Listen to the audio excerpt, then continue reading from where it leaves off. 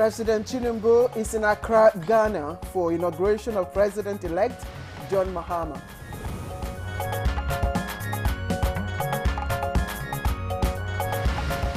National Assembly to commence 49.7 trillion naira budget defense with MDAs today. My colleagues and I, we have agreed on the modus operandi and the workability for us to achieve the set target and goals.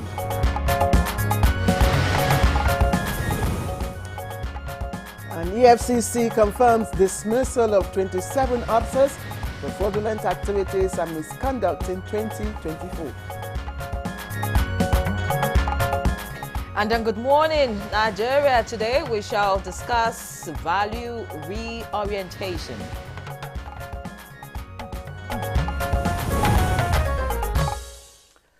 All right.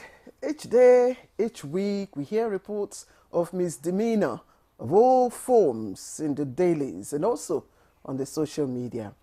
Now, a recent story is the one about a 15-year-old girl conniving, allegedly so, with her ex-lover to kill her husband.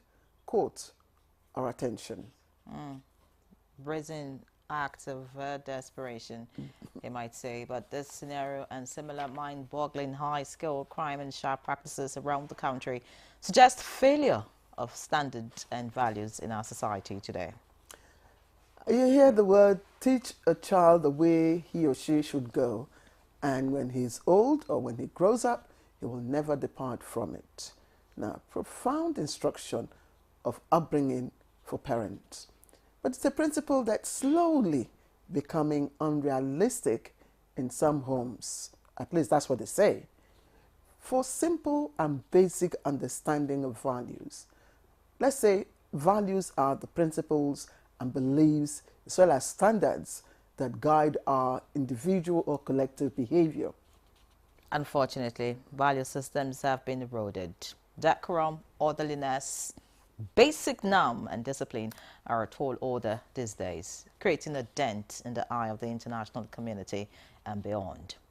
The degeneration of these values have greatly affected our national image, and the situation definitely calls for concern. Absolutely, Henry. And although conscious efforts have been made by successive governments to change the mentality of Nigerians and attitude to embrace good, behavior, sadly, not much or not significant improvement has been made in that direction.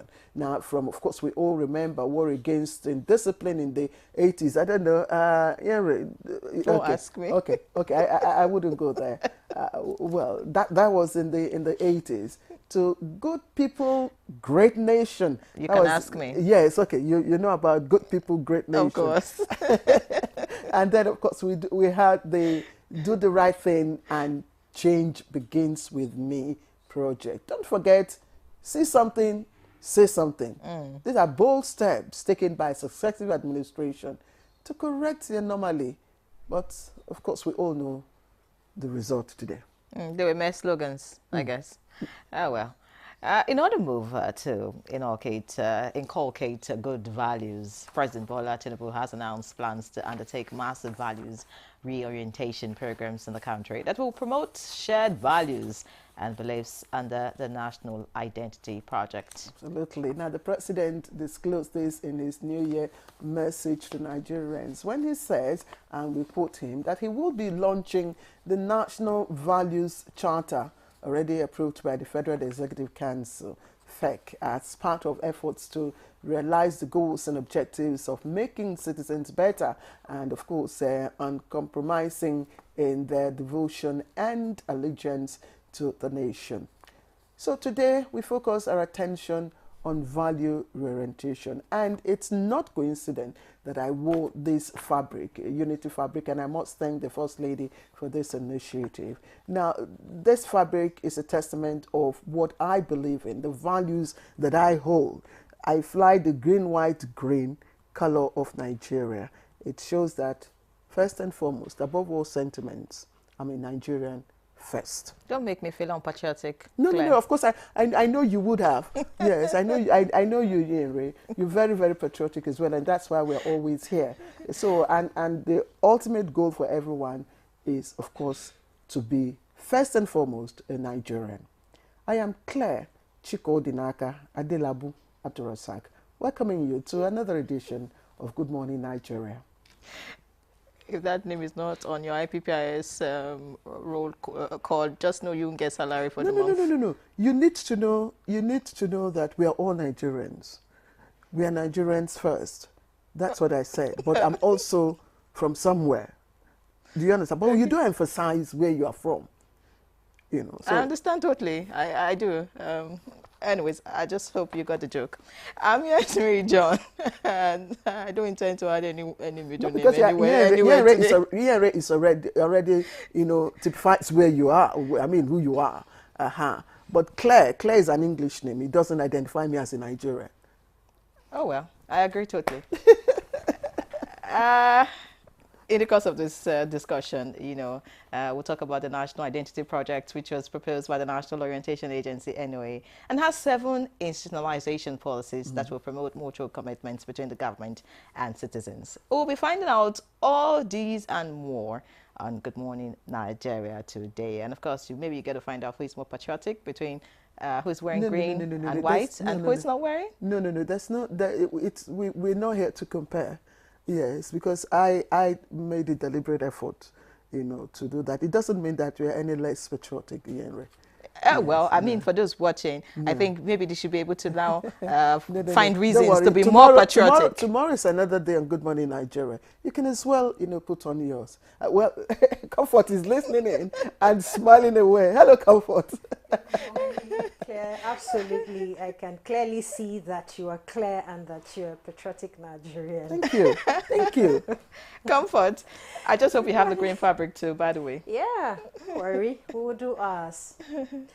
Well, let's bring you some of the trending stories with President Bola Ahmed Tinubu, who is currently in Accra, Ghana, to attend the inauguration of President-elect John Dramani Mahama today, Tuesday. And the president, who departed Lagos after his Yuletide break, landed at Kotoka International Airport, Accra, a few minutes past 4 p.m. local time. In company of Governor Babajide Sanwo-Olu of Lagos State, the president was received on arrival with military honors at the airport.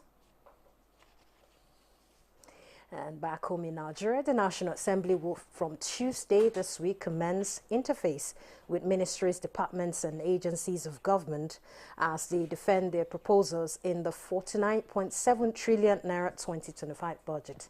Chairman of the Senate Committee on Appropriations, Senator Adeolu Solomon Olamilekan, and that of the House of Representatives, Abubakar Kabir, stated this after meeting with chairmen of standing committees in the Senate and House. Now, the 2025 budget proposal was presented by President Tinubu on 18th December 2024 for consideration and passage. Agreed on the modus operandi and the workability for us to achieve the set target and goals as far as passing the budget into law by the end of January. I believe the budget is for Nigerians, it's for our development, infrastructures and other important things, and I'm sure Nigeria will be happy with it. And also on the news today is Nigeria winning a 200,000 Swiss francs, about 34.1 million naira research chair from the World Trade Organization, the first of its kind in 30 years. The chair holder, Professor Ngozi Ebuna, Director at International Center for Regional Integration and Trade Research, and a visiting professor at the Nnamdi Azikiwe International University, Nnamdi University, Awka.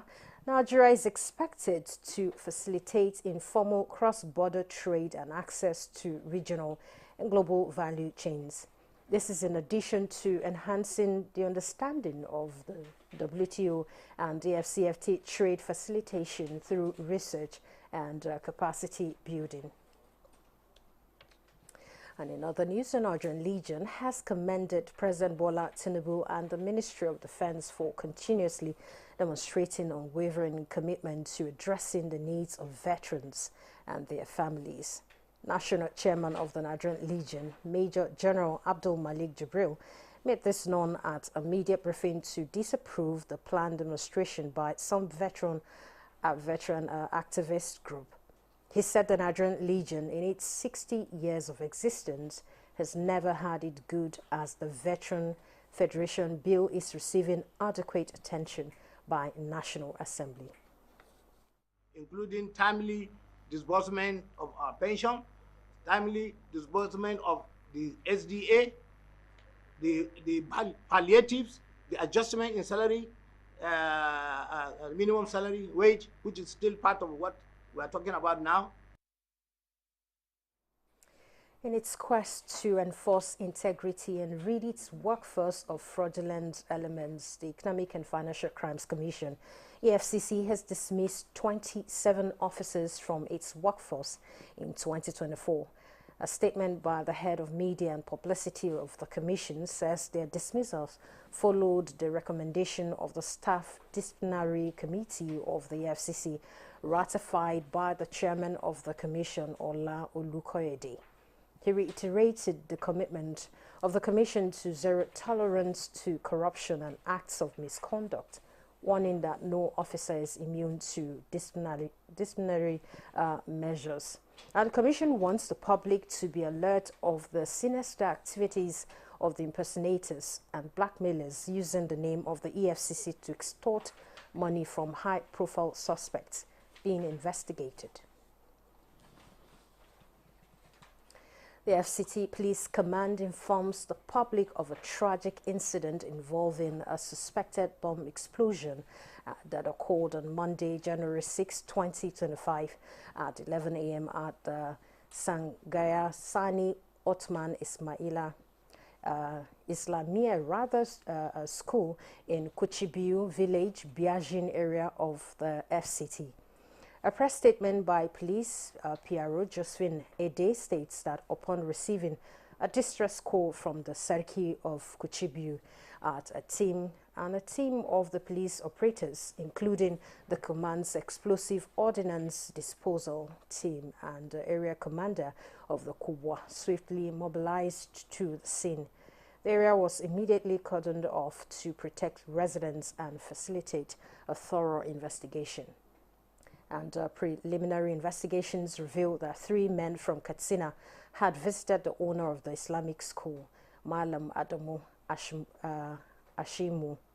And the 3 visitors are suspected of having brought the explosive device with them. Tragically, 2 of the men died in the explosion while tampering with the improvised explosive device on the school balcony, while the 3rd man and a female trader sustained severe injuries and are currently receiving treatment under police guard.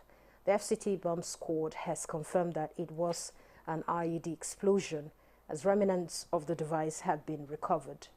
And the FCT police urges residents not to touch suspicious objects found, but inform the police immediately.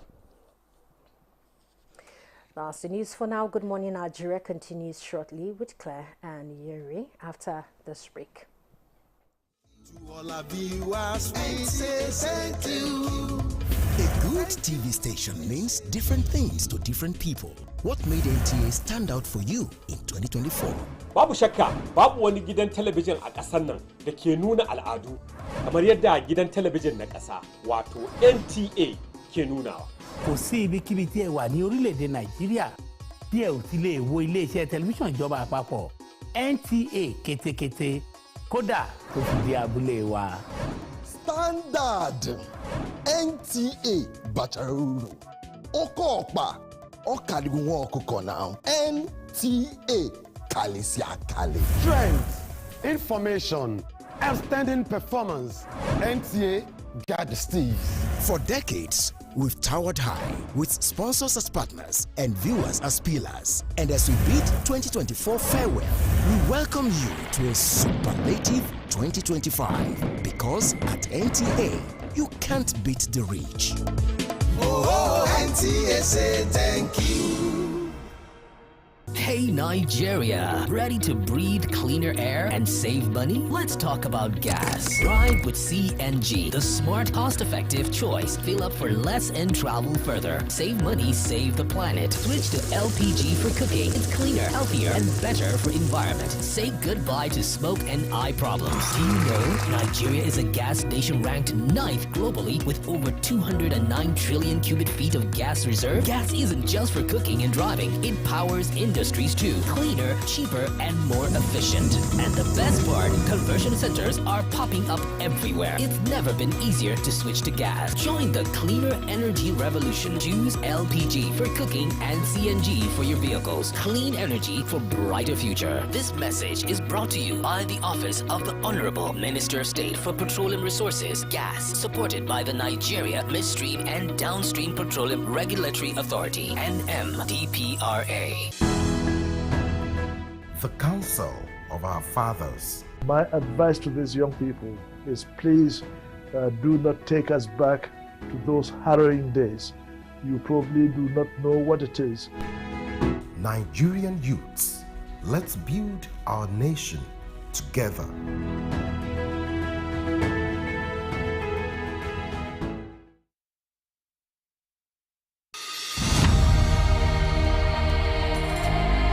You have to move from the point where you protect and defend your religion to a point where you also recognize the rights of the other person, of the other religion, and protect it.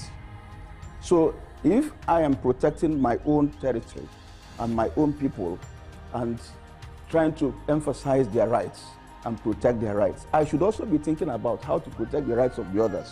Both Islam and Christianity recognize and defer to God, and both recognize the temporariness of the life of this world, and that ultimately we all go back to God for the day of reckoning, when everybody will render an account of his life on this temporary abode.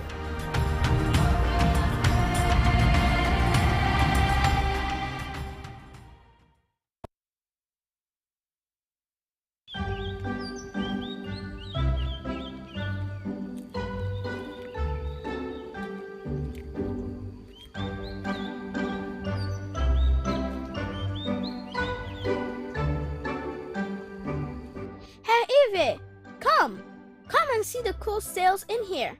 Everything's on discount. Yeah, I saw it already. But you know what? I've been thinking we should focus more on making things than just buying stuff. What? You mean we shouldn't go for these awesome... No. Hear me out, Nkechi. We are always chasing after new toys, upgrading gadgets, and buying things we don't really need. But what if we use that money to create something special? Like what? Anything! Instead of getting another fancy pair of shoes, we could start our own cool business together. You mean we should become entrepreneurs? Exactly! We could use our smart thinking to make something awesome for people. We might even make a big difference in our neighborhood. You know what? You're right. We can learn a lot about money too. Awesome! Let's be the heroes of our own story. Together, we can make a big change and break free from just buying stuff all the time. One right action can make a big difference, right?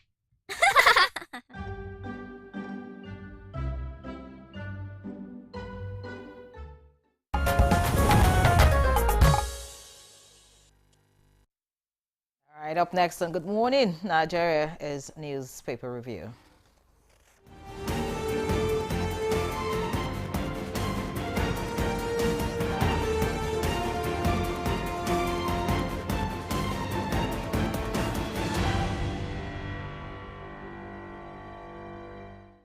All right, Chukwu Diokelu Uwaja is right here with us, and it's time to welcome him to newspaper review. Chukwu, good morning. How are you, Claire? Good morning. We're very well, and how's the household?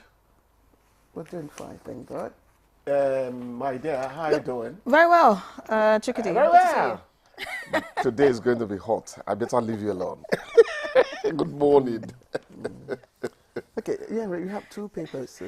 All right, let's quickly see what the papers have this morning. We begin with the New Telegraph. And the lead story here says banditry. Niger governor issues BAM alerts, urges farmers to stay away from farms. The write-up, to avoid IEDs planted by bandits, says military must clear suspected mine-leading areas before locals can move safely. You want to find out all the details. Page 3 would guide you. Above that, Senate reps begin 49.7 trillion naira budget defense today. That's on pages 2 and 4. Obi alleges threats to life over criticism of federal government. All right, that's on page 3. 1 dies, 3 injured as explosion rocks Abuja school. All the details on pages 4 and 27 of the New Telegraph. And we have Canada's Prime Minister, Justin Trudeau, resigns. That's on page 6. All right, let's look below the picture story now. We have here Senator Kalu Tinubu right to have ignored IMF, World Bank recommendations. The writer says we must use homegrown policies to solve our economic problems, and that's on page 2. All right, Army uncovers 20 illegal refineries, arrests 11 operators in 4 states. That's also right here. Alleged fraud, EFCC dismisses 27 officers. All right, you want to see that. That's on page 2. And finally, from the front page of the New Telegraph, we have how family planning prevents stunted growth. Okay, interesting headline. You want to see what that is about. Let's quickly look at the Blueprint news paper now. The Blueprint leads with Presidential Committee on Tax Reforms. We wrote 6 governors, only Uba, Sani, Sanwo-Olu met us. More revelations as regards the tax reforms, and the writer says others have no time for us. Governors Forum invited us, cancelled appointments 4 times. That's according to Oladele. All right, away from the tax reforms issue, we have 2025 budget. Senate to suspend plenary for 2 weeks on resumption. The National Assembly sets January 31 as tentative date for passage. Away from that, we have a picture here of pupils of Community Primary School Ijegu on the assembly ground as they resume after Christmas and New Year holidays. Of course, happy resumption to all the children going back to school now. And then below that, we have Abuja school explosion kills 2 students, injures 4. Not a good story. Police confirm 18 injured in Port Harcourt gas explosion. Away from all of that, we have EFCC dismisses 27. Of course, that's on all the papers this morning. Already read that. We'll move on to police arrest 50 suspected vandals in Abuja. That's on page 7. And finally, the Ibadan Stampede update on his ex-queen.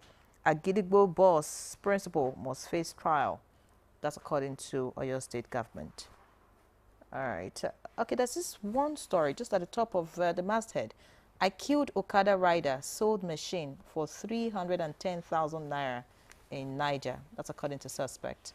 And of course, that's a pointer to why we're having the topic we're having this morning as our discussion on Good Morning Nigeria. So that's all on the papers I have. Well, the Nigerian pilot has very, very depressing stories on its front page this morning. And it's all about killings, banditry, and all not. In fact, the front page is brutal bandits. About 4, riders there talking about the attack in Damboa LGA of Borno State, and other stories. Of course, Henry has read out, but let me just take out 2 or so. IGP reassures of safety as police nab 17 suspected murderers in Ebonyi. Troops neutralized criminal gang who killed 4 soldiers in River State. He's also there. And of course, there's disengaged staff members. So CBN demand 30 billion naira for compensation. And 80 bandits killed in 5 major joint security operations in Katsina. I think I'll just stop at that. Other stories, Henry has already, taken them from the papers. Chukwudi, if you're with us. Let me quickly talk about the one I feel should be a lesson to our leaders on the continent.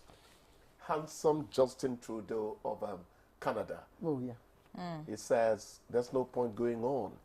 The internal rebellion within my own party is so obvious that in the elections that are coming,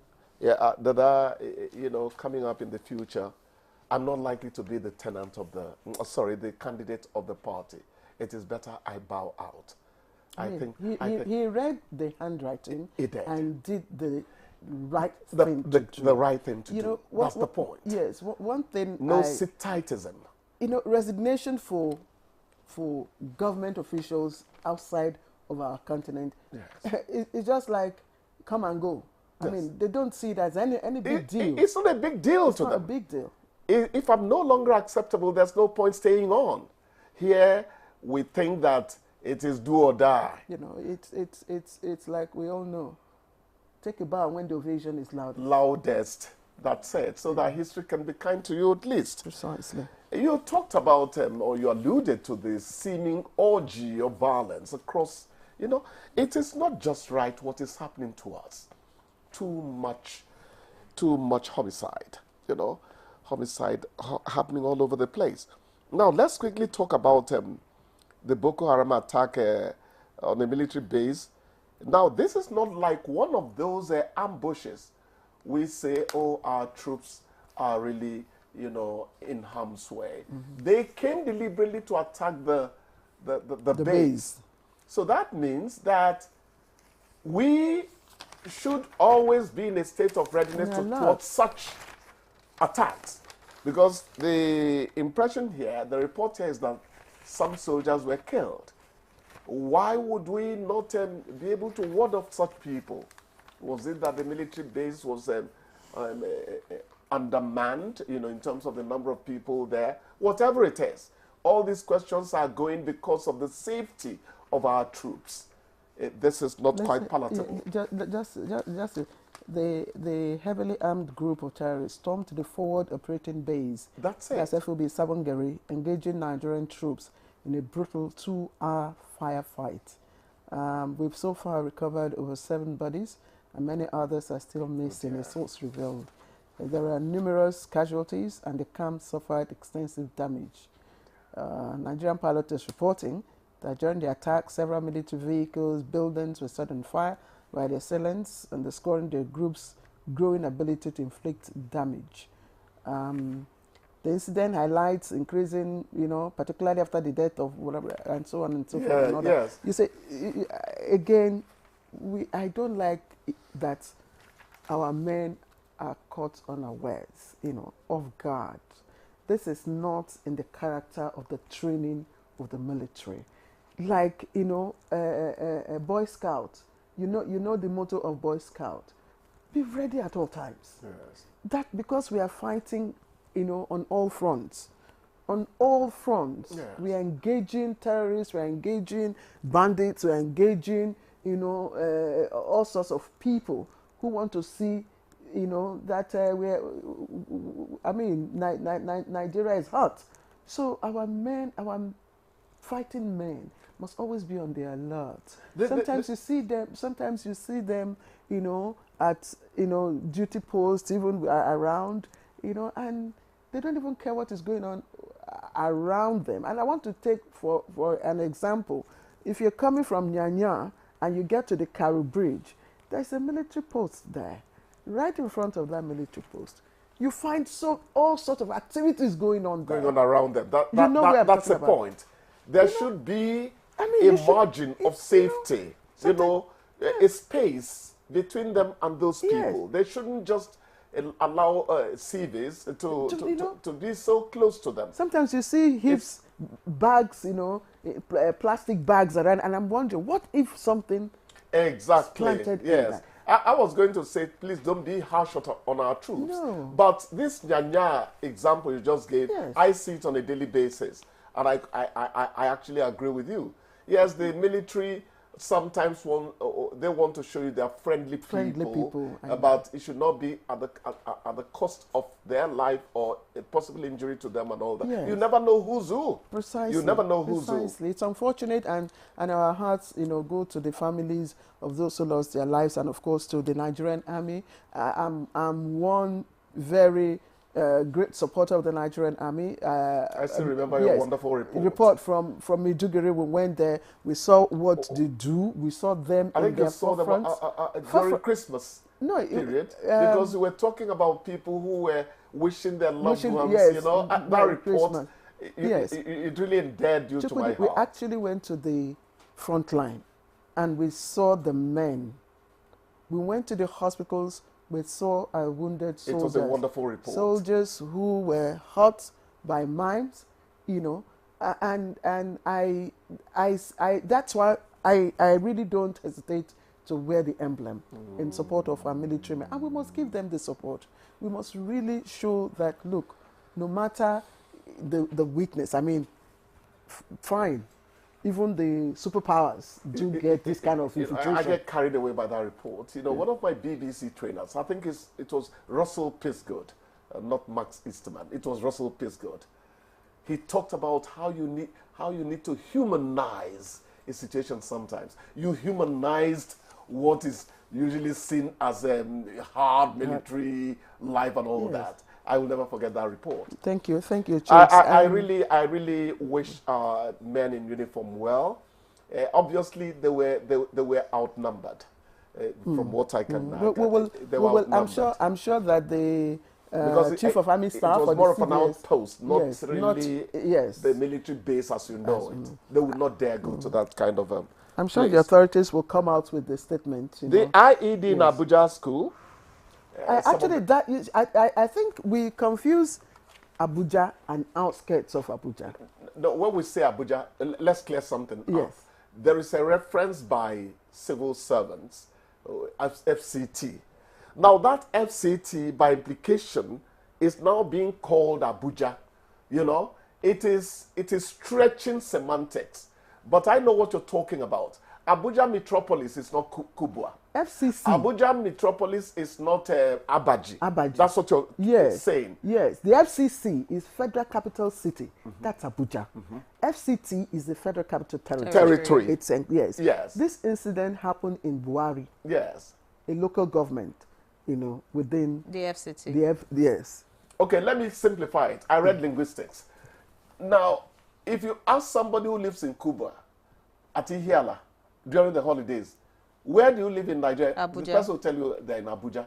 That is extended meaning. That's what I they're agree. talking about. Yes, do you understand? Yes, I agree. But because we should know, the newspapers, a part of our duty is to educate and inform. So we must situate. Exactly. You know, the accuracy is very important. Very important. Particularly when we are talking about things like this. Because when you say the Abuja bomb went off in Abuja, that Norwegian who wants to come and invest in Nigeria, bombs are even going off in the capital city. So that's anyways, where it doesn't matter where it takes place. A bomb explosion in schools or anywhere is something that we should watch and prevent the occurrence. This is very saddening, knowing that some students actually died in this particular attack. Be careful there. This account says it was 2 of the people who brought the IEDs that died. So accuracy on the part of reporters is very another important. paper here says 2 students. Yes, that's what you saw. But happening in a school I mean, it's not a good one at all. For the proprietor to be arrested,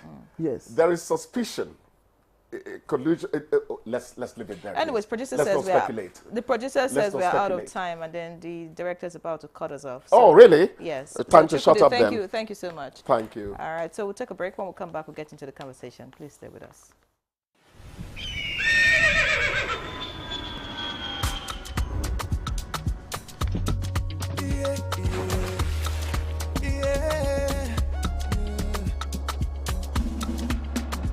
From the Atlantic across the savannah to the Sahara, we rise, a land of the free, we know they tire. We dream great, our spirit is undying. Resilient, rooted like palm tree, we sway in colors, we turn dark into light, we bet solutions, we ignite passion, yeah. Each ethnicity is unique, we have more than just we are Nigeria, strengthened in unity. We know they carry love. We are Nigeria, together live the dream.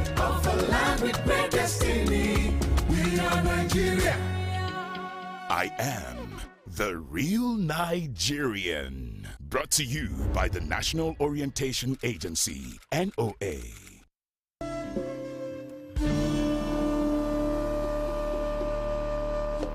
I think Amaka should just move out of the house. Yes. No. Standing out of the house is not the right thing to do. Oh, there you go again with your sentimental family stuff.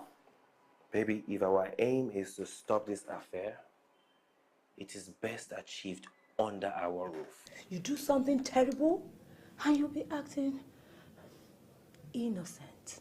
What are you going on about? Don't ask me that question again. You couldn't even control yourself in the presence of our visitors. What are you accusing me of, woman? My son, I don't know how serious you are with my daughter, but there's something that needs to be done urgently before you move any further. Anything, just anything, just say it. I'm ready to do anything. There is a spell that needs to be removed. A spell? Family forever, the story of our lives. The counsel of our fathers. I will urge and advise our younger generation to use talent and brain to sort out problems, not arms. Nigerian youths, let's build our nation together.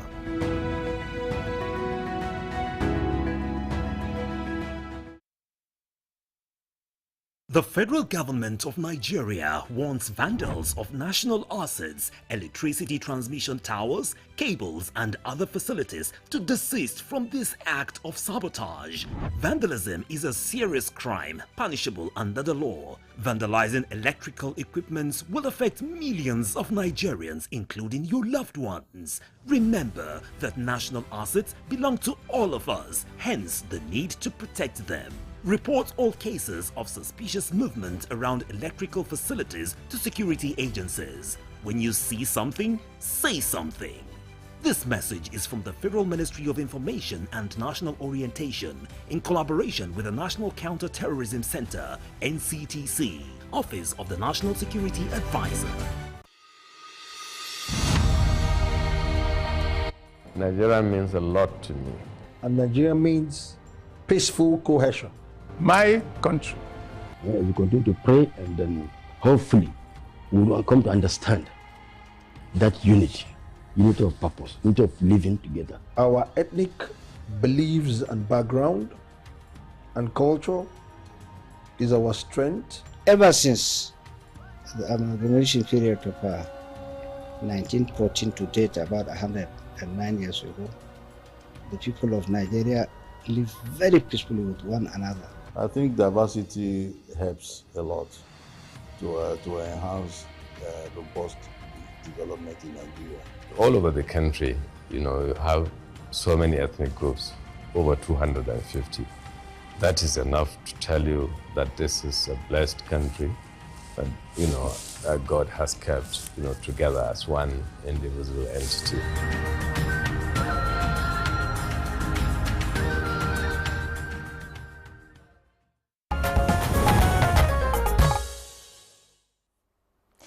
All right, this is Good Morning Nigeria live on the network service of the NGA. Before we begin our conversation this morning, which is on value reorientation, let's take this background report put together by Oyeyemi Ajayi. Inculcation of the right values is the background of growth in every society. Right from the young age up to adulthood, value orientation is meant to form the thoughts and attitude of a child, which he or she is meant to grow with. Value reorientation is the restoration of a change of attitude towards a number of things that have been identified as wrong actions or of wrong attitudes.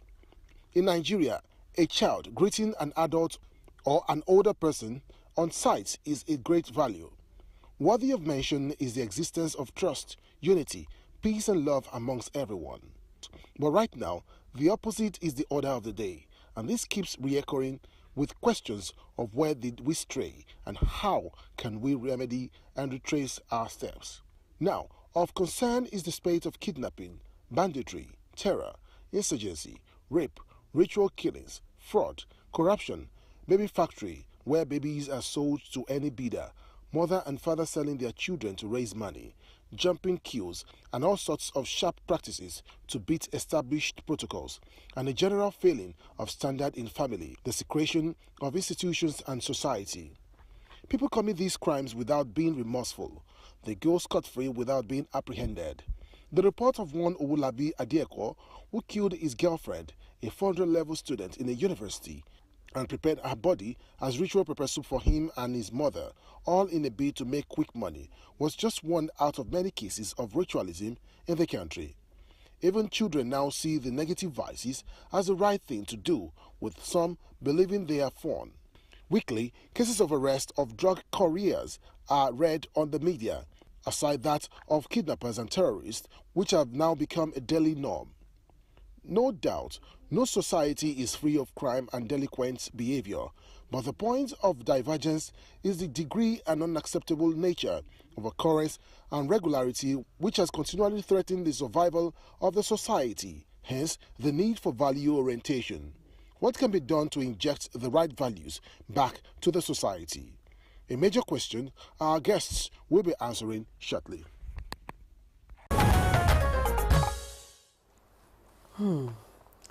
Very interesting background report there by Oyeyemi Ajayi. Thank you for that effort. And once again, we are looking at value orientation right here on Good Morning Nigeria, live on the network service. And our guests are already seated, so we'll begin the introduction. We have Professor Oke Ikechukwu, Executive Director, Development Specs Academy, and a very familiar face on Good Morning Nigeria. Prof, thank you very much for coming. Thank you. Compliments of the season. I wish you the same. We also have with us our friend Ahmad Sajo, former Commissioner for Information and Strategy at Adamawa State, and I'm sure he will tell us why he chose to sit on that side, particular side today. Well, good morning to you. Morning. I've not. It's been 1 year since I saw you last. 2024, I guess. That's 2024. All right. Also joining us for the conversation, but not right here in the studio, via Zoom, all the way from Lagos, is the SA to the DG of the National Orientation Agency on Intergovernmental Affairs. It's a pleasure to have Sharifat Adesumbo as our guest. Good morning, ma'am. Thank you very much for having me. Good morning. All right, and I'm happy we have NOA joining us, and she's a lady. That gladdens my heart. Just as we, started this program, I was sharing with my colleague Yenre the reason why I had to, wear the Unity fabric that I'm wearing. Of course, it's testament, of what I believe, the value that I hold dear. First and foremost, I fly our colors, meaning I'm a Nigerian first, before all sentiments and all that. And that is the collective goal that we aspire. Right? So in looking at value reorientation, the big question, is, where do we start? How do we start? But most importantly, I like to start with Professor Oke Ikechukwu. Sorry? Ladies first. No. I like to start. No, I like to start with you. How did we get to this position where we are having to revalue our values? When a child is born, the child has no values, right or wrong. As you begin to develop the child, it learns this is allowed, this is not allowed. And if everything you're teaching the child are the wrong things, that child will become a problem to society. If you're teaching him the right thing, that means you're giving him orientation is direction. So societies impart existing values to the, what you might call, not replacement, but successor generations. Now, if you begin to impart the values that will lead to people not relating well, confusion will begin. At a certain point in the history of this country and of various cultural and ethnic nationalities, if you left firewood on the street and went to the market or to the stream, when you came back, it was still in front of your house, not anymore. So that means the existing values of respect for each other's property and so many other things had collapsed. It progressed. We had civilian government after the white man left. Then we had military rule. And you recall that what brought that military rule was the mother of some of our most respected leaders. In other words, you knew that leadership succession was either by election, given modern democracy we had, or hereditary positions in our cultural values. None of them was respected. And the emergence of that new set of leaders. I killed somebody, and tomorrow you call me His Excellency. So that again is a form of reorientation. So impunity became part of our national values, repetition of such things, and then leadership recruitment also became a question of discretion. Consultation disappeared because if Sir Joe and I are each military governors, we appoint 6 commissioners, there's no consultation. I need us to see the trajectory, such that by the time we are having democracy return, for instance, General Babangida took over in, what year now? He was in office for 9 years, right? But before him, there had been military regime. So we had 16 years of leadership without consultation, of leadership by information and announcement. So anybody who was born at the age of, was born at the commencement of that thing in 1983 was 16 already, a young adult, and has never seen or understood how it is. Those who were 10 at that time were 36 or 26. So that trajectory created also a new set of Nigerians for whom leadership is a position and the right to take decisions. Even the good intentions of the soldiers that took over were also misrepresented. So to that extent, we moved on, got a democracy that was given a track to run on. And then those who inherited that democracy, you will also have noticed, did not belong to the old tradition of Democrats. The old tradition of Democrats came on in 1979. That's why you could see the fantastic thing Jakonde did in Lagos, Sam Mbakwe did in Imo State, Old Imo State, Jim Wobodo, what's his name, Ajashi in the Southwest, among all of that. So those values collapse completely. So when we speak of values reorientation, it doesn't mean the absence of values. It means that the values on the table cannot lead us to progress, development, national unity, national productivity, respect among the community of nations, and that we should change those values. All right. You know, sitting here listening to you with rapt attention, because, I mean, you're giving us a history of how all of this, you know, eventually turned around. Who really should we be blaming for the current values that, you know, we currently see? Is it the government, like you've said? Is it leadership? Is it our parents? Who is responsible? There's nobody called government. But when you occupy a leadership position, you begin to set templates for how everyone else should behave. And if you stay long enough, whatever you're doing becomes the norm. So we stayed long enough for the wrong things to become the norm. Now, in terms of blame, the people ought to have this. And I'll cite a totally tangential example. You've taken over the government. You've made me governor. I'm a young colonel in the army, maybe 32, 33, 35.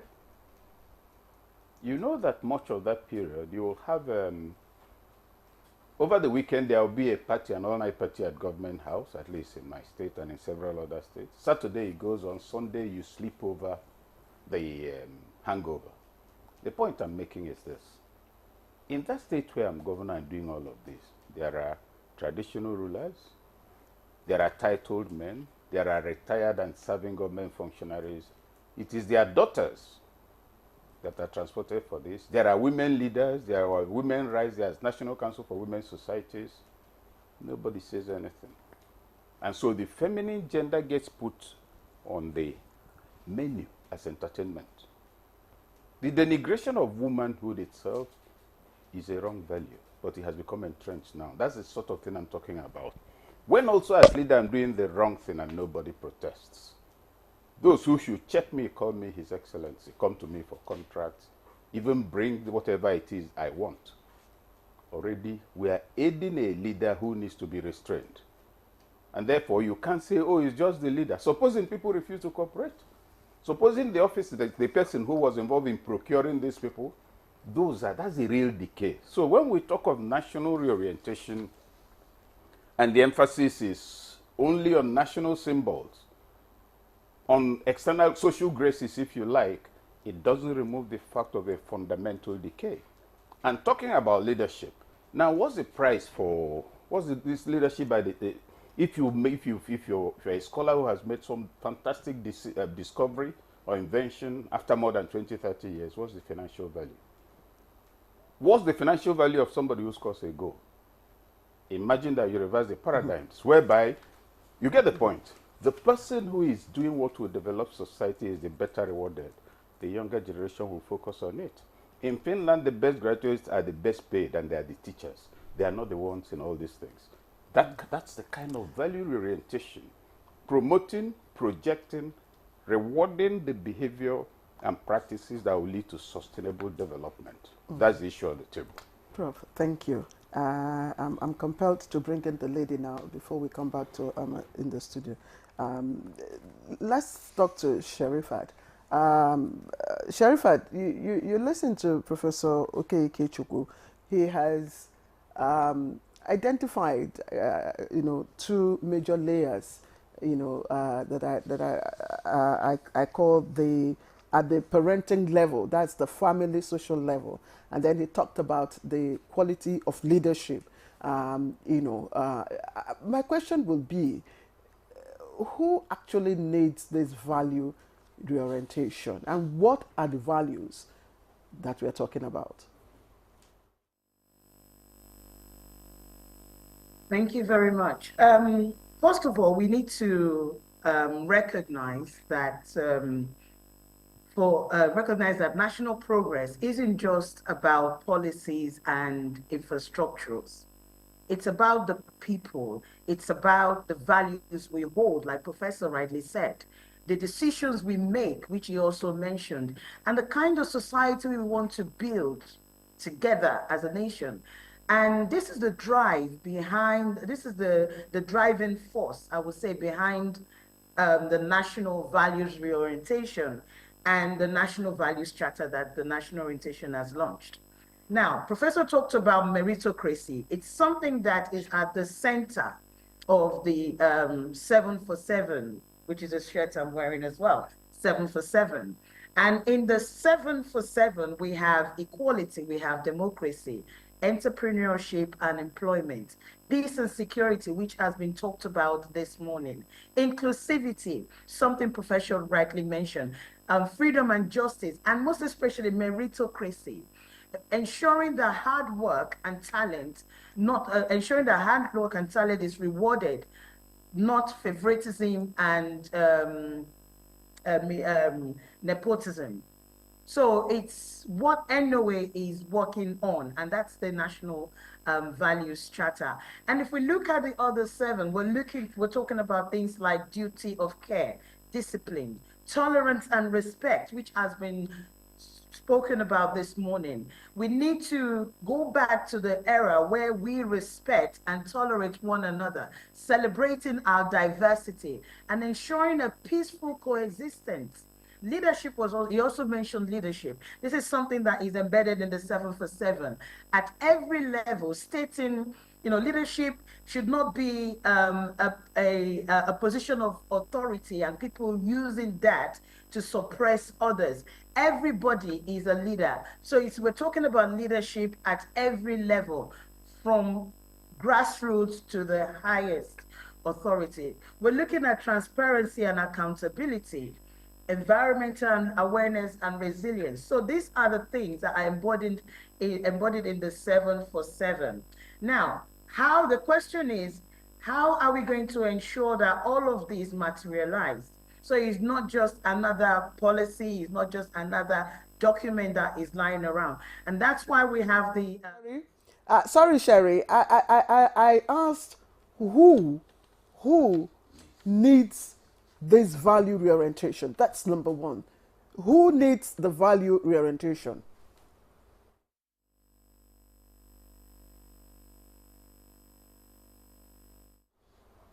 I said who needs the value reorientation?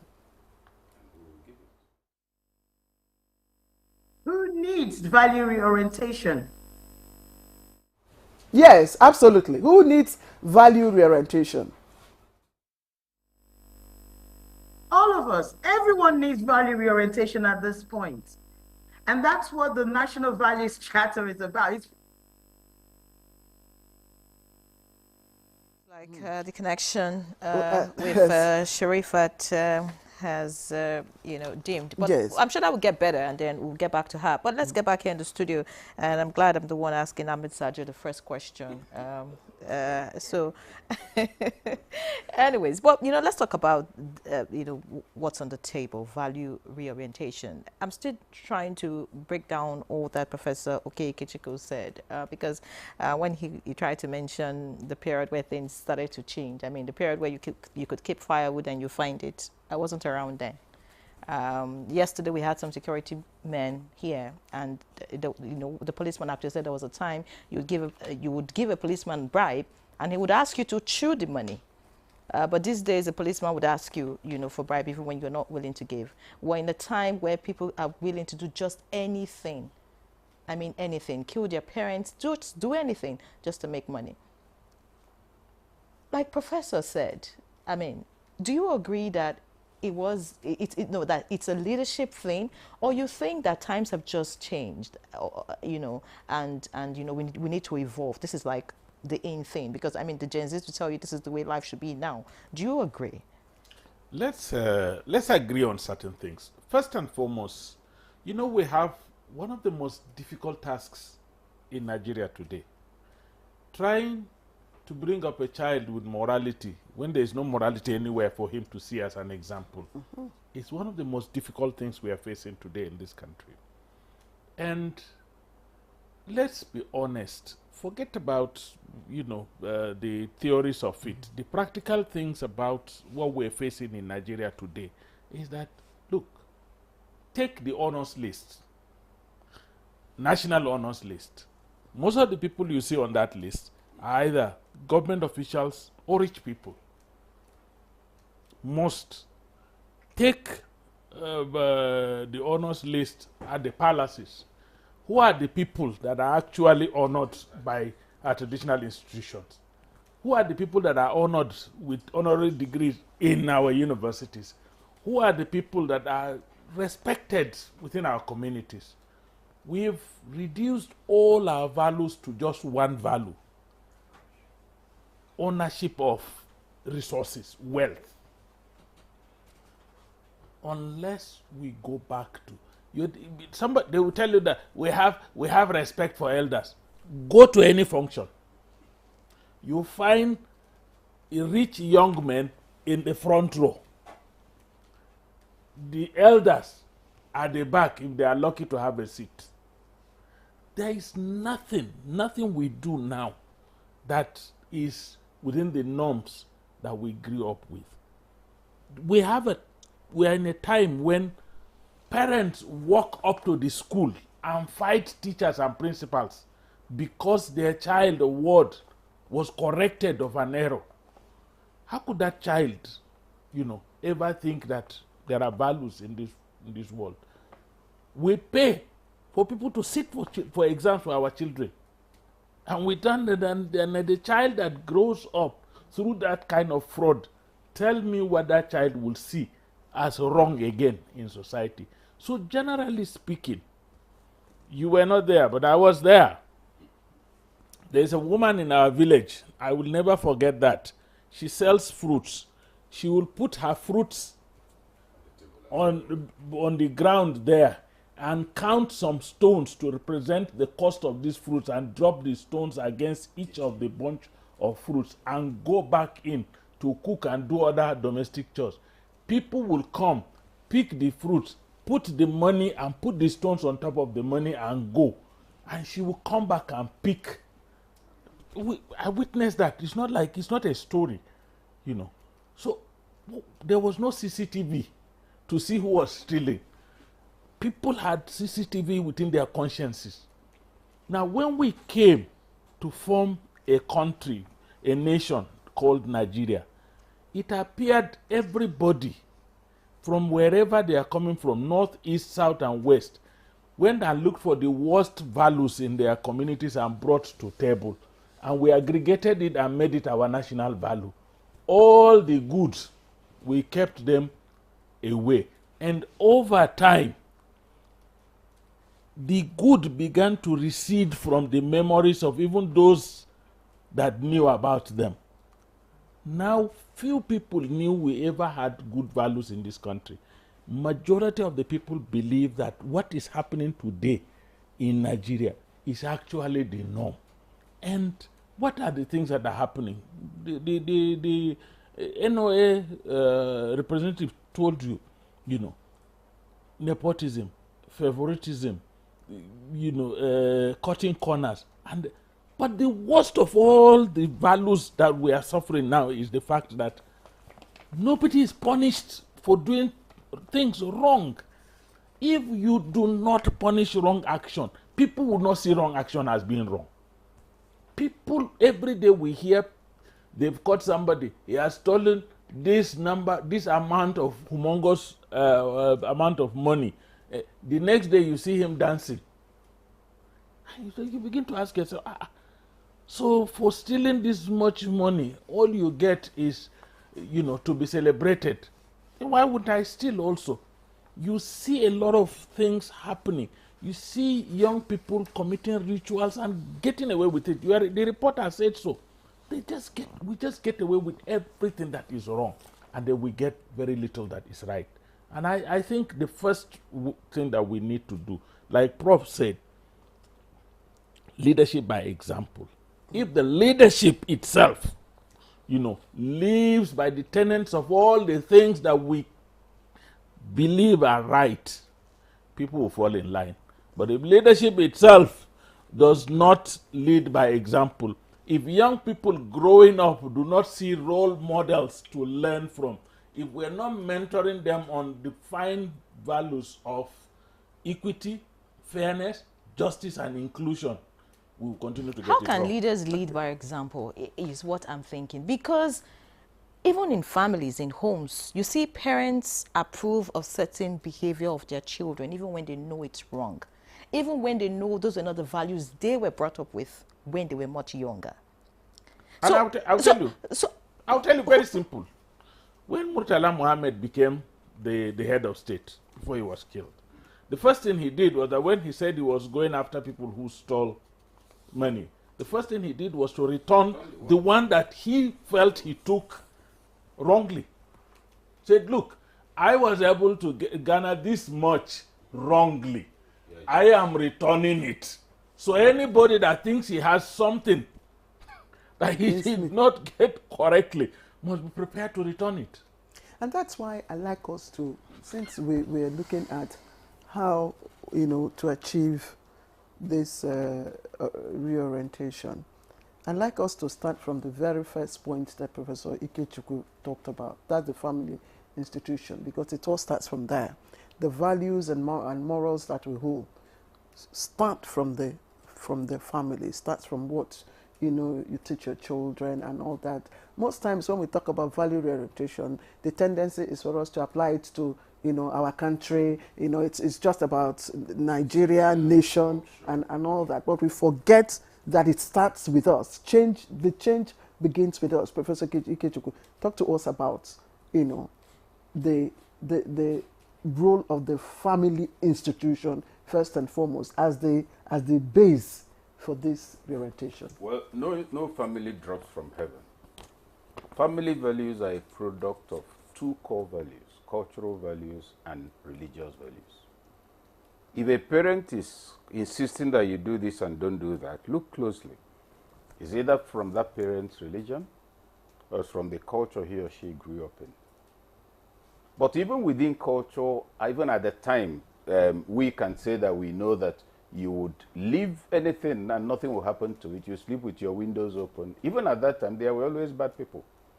In the Bible, there were bad people, you know, so it's not a generational thing. The only difference is that now the bad are the majority. So when you because the parent tree, you know, is... As viruses.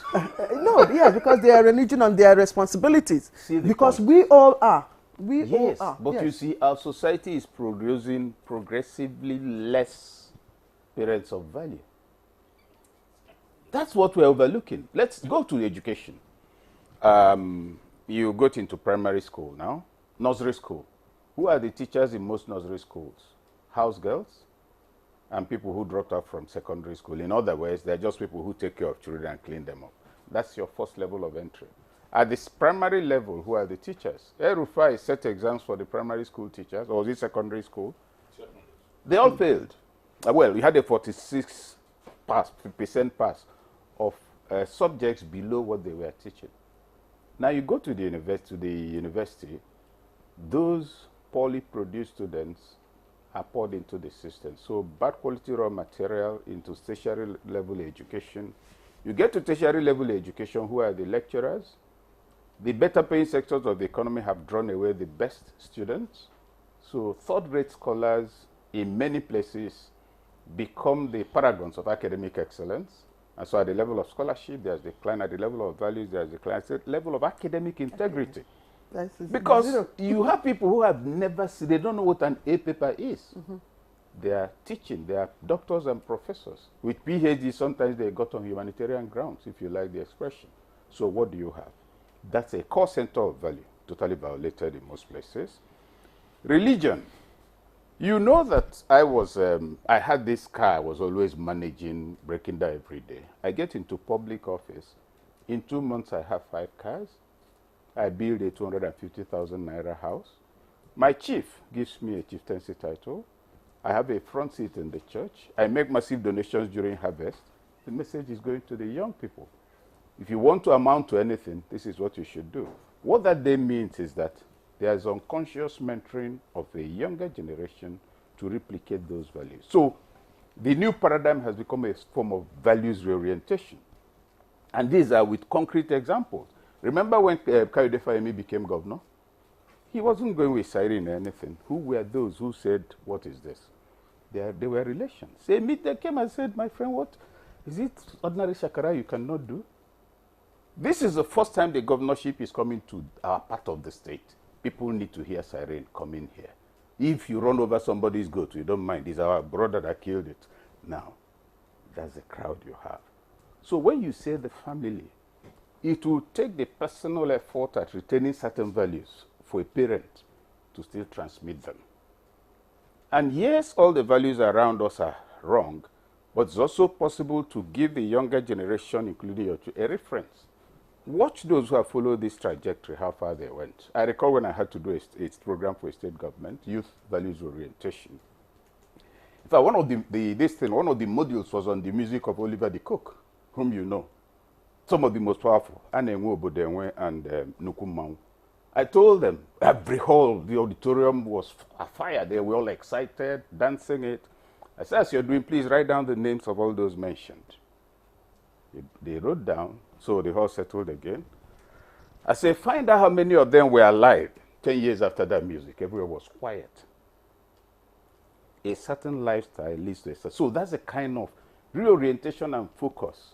Not academic lectures. That will not reorientate anybody or reorient anybody. You hold a retreat on values reorientation. You invite people like you and I who are listening politely. Some sleeping, some playing with their phones. It ought to go down.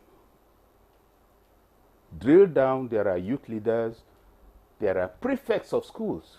Those are the kind of things we do. Sajo is familiar with that, he's involved in it.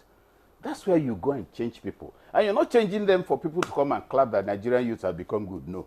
You're doing it in the hope and expectation that some of them, in the next 10 years or 15 years, will become leaders. Adeniro Ogunsonya, check his life. He listened to Zeke only once. See the impact he as a man made 30 years later. That's the sort of thing. All right, very deep, Professor. But you said it's unconscious mentoring that's going on. I also think there's a conscious mentoring, you know, towards the component. Yes, you know, towards the wrong direction. Because I mean, these days we hear people who are grown up tell younger people, "Can't you see what your mates are doing to make it? Why don't you go that way?" You understand? These are, I mean, direct from people, deliberate deliberately. misdirection Exactly. of the young. It's also there. And it's very sad that it comes from parents. It comes from people that you hold in high esteem. But let's get to the NOA, essay to the DG of the NOA now, Sherifat Adesumbo. I hope your connection is clearer. I really, you know, listening to Prof, I do not know how you intend to pass your message of this 7447. Is it just going, because he says, I mean, people need to see examples. They need to understand what would happen when they go in a certain way and when they go the other way. But you just coming out with some theory, you know, just trying to educate people on transparency, meritocracy. I mean, how far would that go? It's not just about educating people or passing down theories. It's not about theories. This is very practical. What we have done, what the NOA is doing, is we are institutionalizing the 7 for 7. And I'll tell you how we're doing that. First, we're going to make sure that the cartoon content that our children consume reflects our values and culture. So what we're doing at the NOA, 70% of our cartoon content, and we have started, must reflect our values and culture. Most of our children are being raised, it's like my DG often says, we're raising foreign children. And it's evident in the content, the entertainment content that they currently consume. Secondly, we have also introduced citizenship studies. And this will be in the curriculum as a subject from primary to tertiary. We can tell you categorically that citizenship studies is already in the primary school curriculum.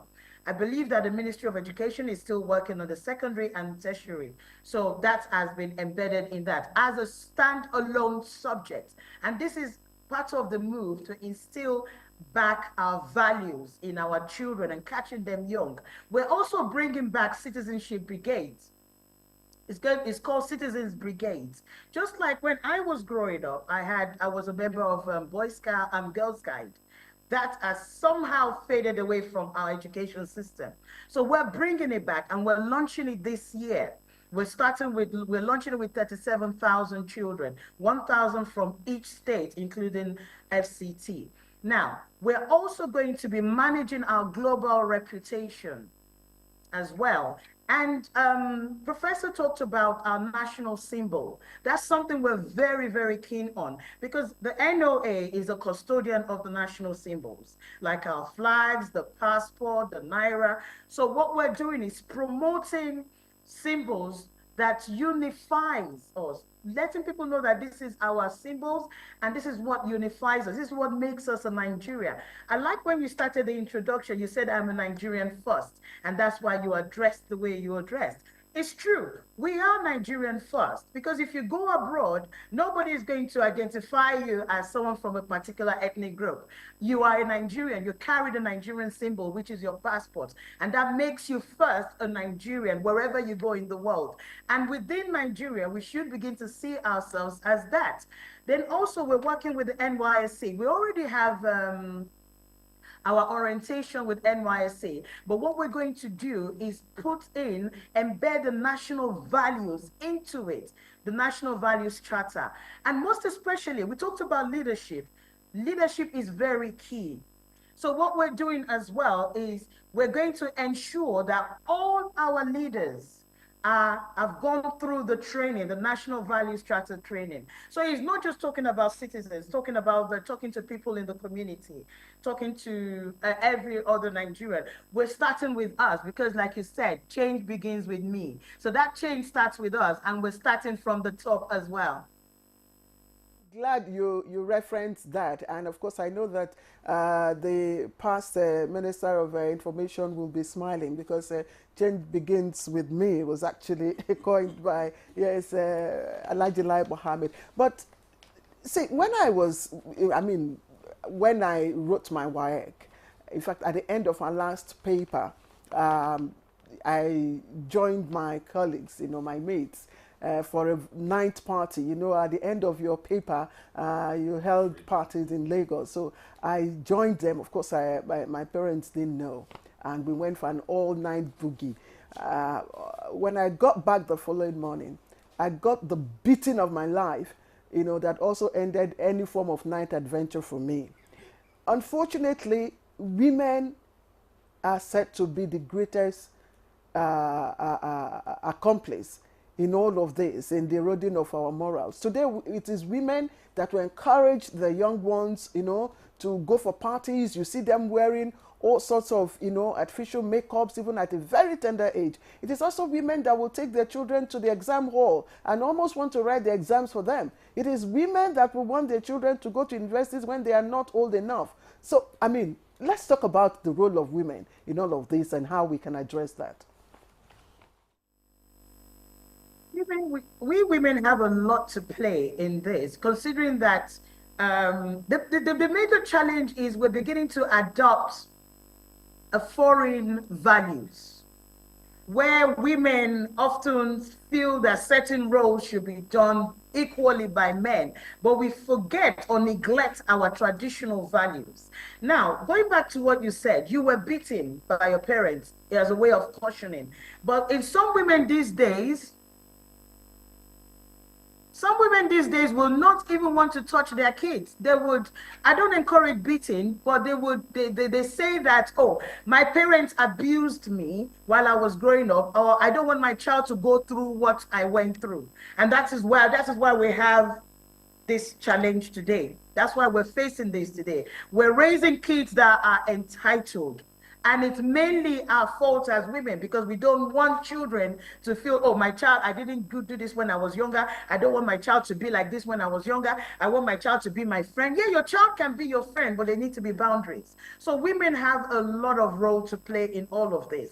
And it is when we begin to assume our role as women and as mothers, then we begin to reorientate the mindset of our young ones. Considering the population, over 70% of our young people are under 30, and that is huge for a country like Nigeria. We have one of the largest youth population, and if we women don't take on our role as women and begin to do all we ought to do, make sure we instill that discipline, which is part of the 7 for 7 discipline. But in discipline, it starts from the top. It's not just telling, it's a top-down thing. Children are watching their parents, they're watching their mothers. So if a mother chooses to dress in a certain way, obviously the child is going to emulate what the mother is doing. If mother does not have time to raise your male child, or you say your male child should not be in the kitchen to cook, you are raising a child who is going to be entitled. Sherifat Adesumbo, but you know, I would disagree with you and Claire on this. I don't think it's just women, you know, that are playing a role in all of this. I would want to say that the men are playing a major role in why, you know, a lot of values are not being instilled in children, because a lot of men are no longer available.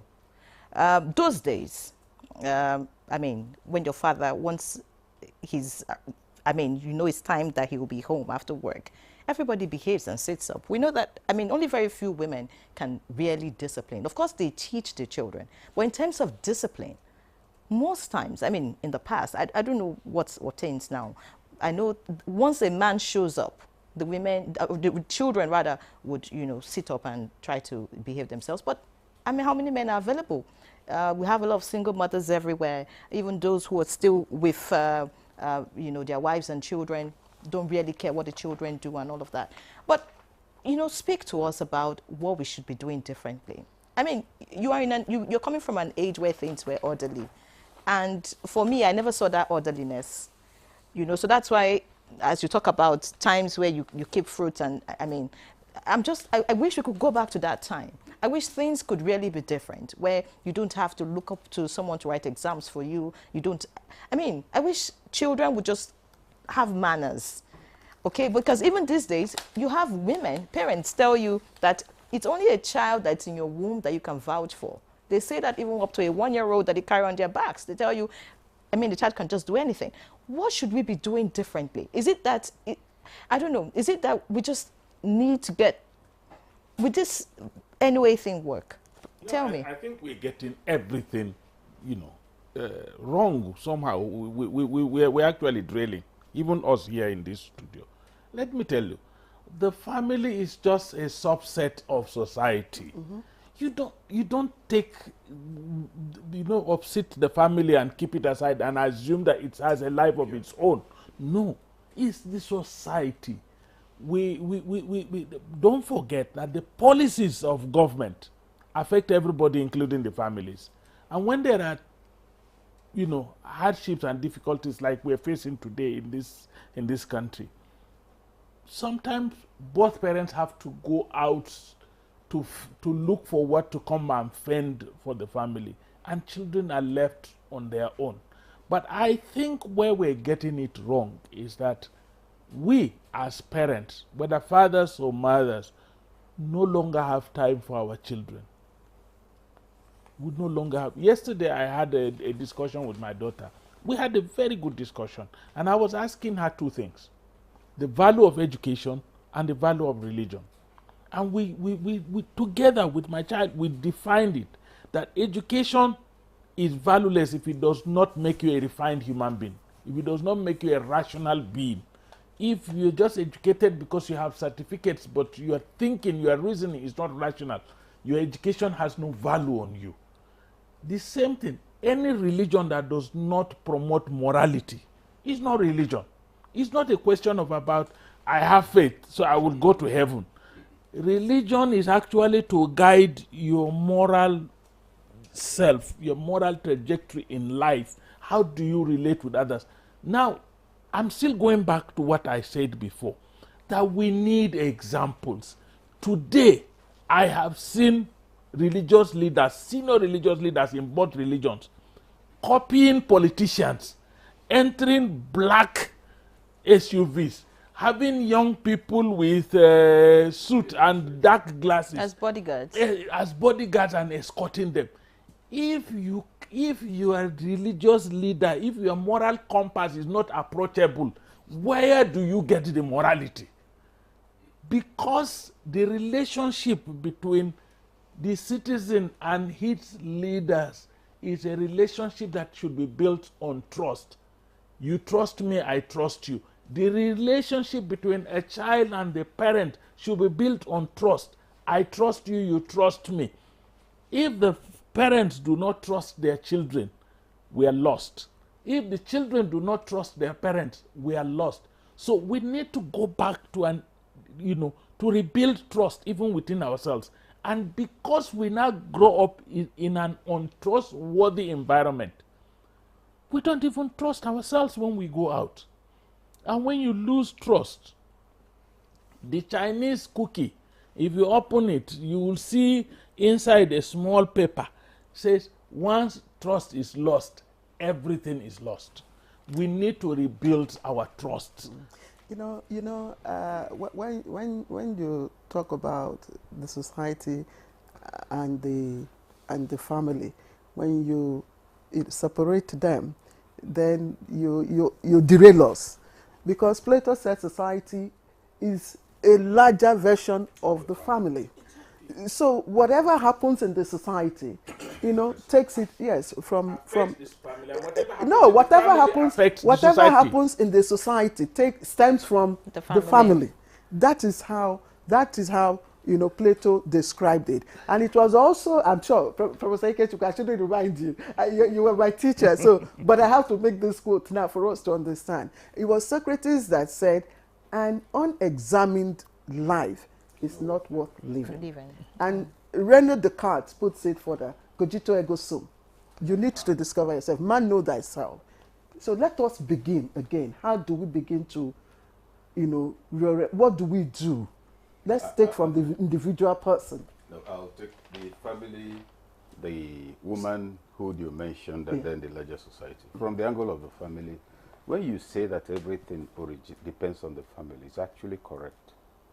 Because if I go and steal billions, and my wife says, where did this come from? That's the end of that billion. It won't be spent in that house. Precisely. That's what it used to be. If I'm a bachelor, my parents, my uncles will call, okay, come, tell us, what is this? Is this how we trained you?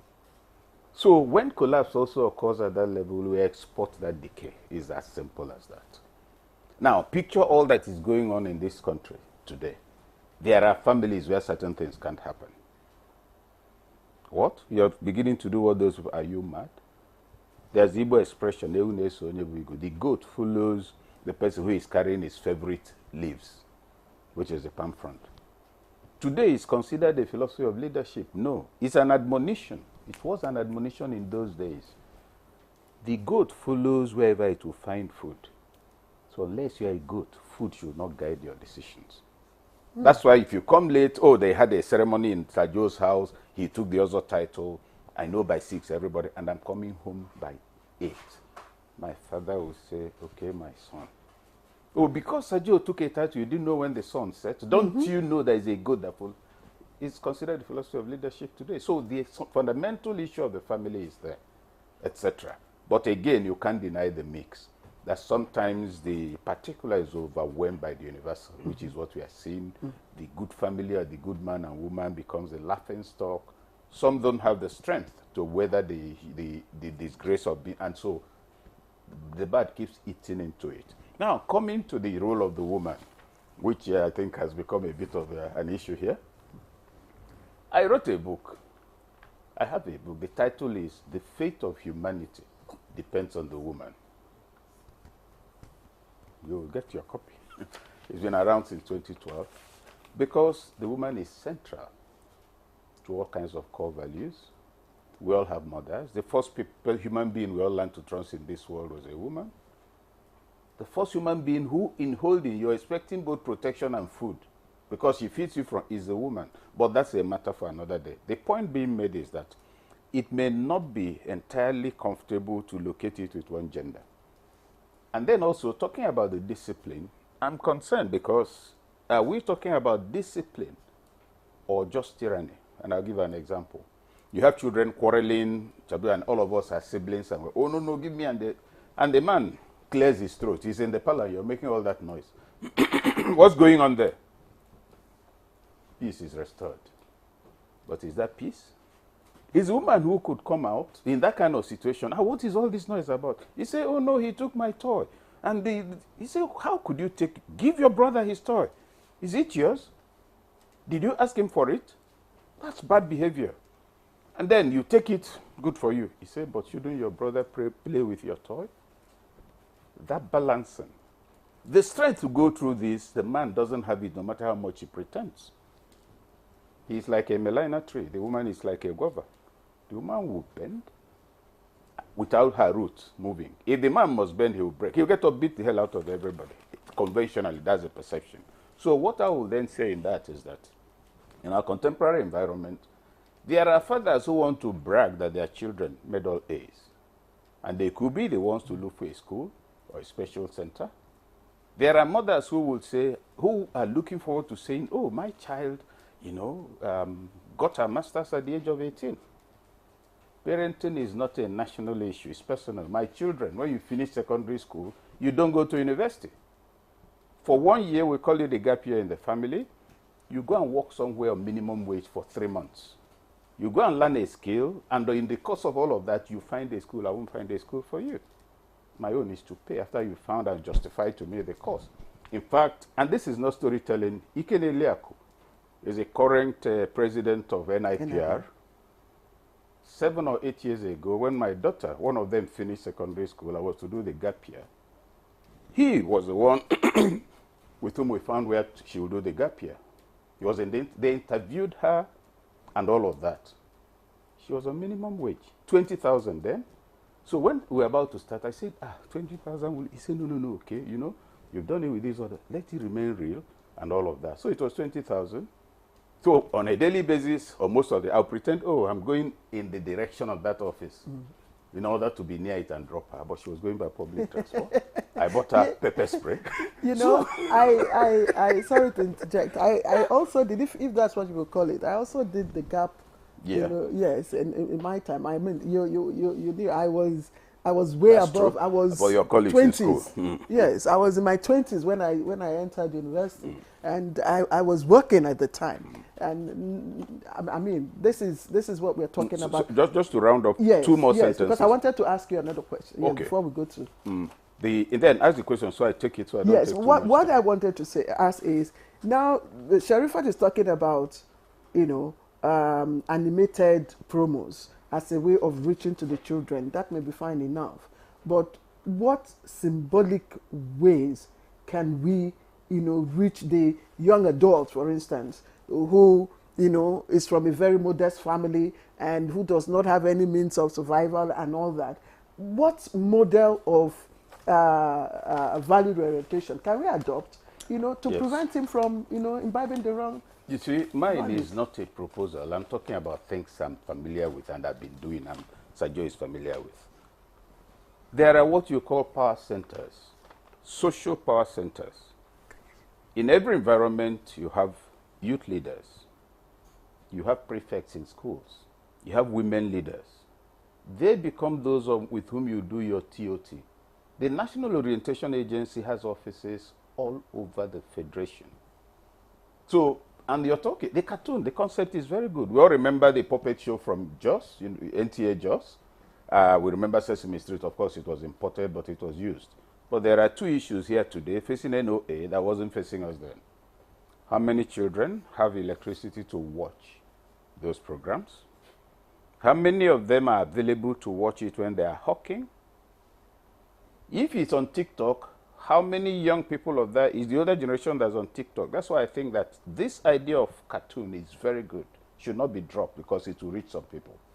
But NOA needs to be substantially better funded.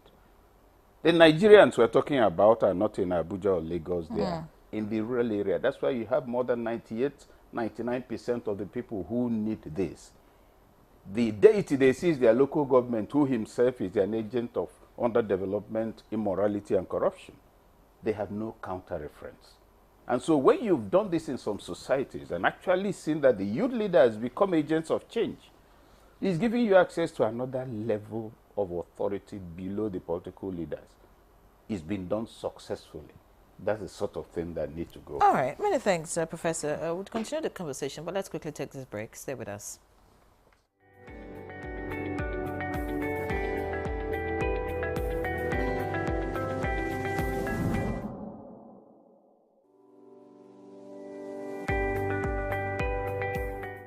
When we think about the digital economy, you can see it as the marketplace for digital goods and services. And increasingly, it's becoming a force to reckon with and an incredible contributor to economic growth, because we've seen the growth in technology and digital platforms. Technology has it really permeated every aspect of life and business, the way we live, the way we work. And when we talk about the digital economy, we're really talking about leveraging technology and digital platforms in a powerful way to drive growth, to drive solutions to problems, to drive applications, and to provide services. The digital economy is something that has the potential to help Nigeria leapfrog a lot of its development challenges, right? Because think about what the mobile phone did for Nigeria years ago. That is the potential we have for digital, because it has a way of reducing the barriers to innovation. It has a way of being able to transform service delivery, whether it's government's delivery of services or whether it's services in the health system, where people can use digital to actually be able to see their patients better. But it takes a lot to realize that potential of digital. The first thing is like every other thing, there's an infrastructure you have to build to be able to make sure that digital economy can thrive. Think of something like, capturing that happens in Nigeria, right? Where you capture, people's biometric when they go for a driver's license, when they go for passports, and each of those are separate things. Largely a system where you're able to streamline that and actually have a platform that exchange biometric information that makes it easier for people to access passports, easier for people to register to vote. But today it's very tough, right? But those are basic infrastructure that needs to be invested in. A lot of it is through government and private sector collaborations to make it happen. If we're looking to accelerate growth in the Nigerian space, we really need to look at enabling the digital economy. That includes providing digital infrastructure, connectivity, because that's the highway. Like the highway that everything rides on. We need to think about digital capacity building in terms of the suppliers to the economy and also the consumers within the economy. So a robust digital literacy initiative. The good thing about technology is that, one, it helps you to transcend boundaries. Two, it creates a level playing field, really, because if you create a solution, a technology-based solution that is applicable in this environment, that same technology can be applicable, exported to other environments. And, technology platforms also help drive collaboration, right? When we're thinking about innovation, when we're thinking about business growth, collaboration is an important part of that. So when we think about the impacts with the rest of the world, we find that actually technology platforms are giving us an opportunity to engage more actively, to collaborate, to create partnerships, to even export our knowledge and services for people to engage with all the great things I'm talking about technology and digital platforms. They need access, internet access, broadband access. So we need to make sure that access is more available and affordable for the average user. The most important thing is to think about where you want to go as a country and actually what type of policies are going to help get you there. There are examples of countries who've been able to transform using digital, for example. There are very clear things those countries did to be able to make it happen. So a lot of this, the pathway to be able to solve these problems are not mysterious, right? It takes courage of the policymakers to be able to understudy some of these things and bring in the policies that work to be able to help them.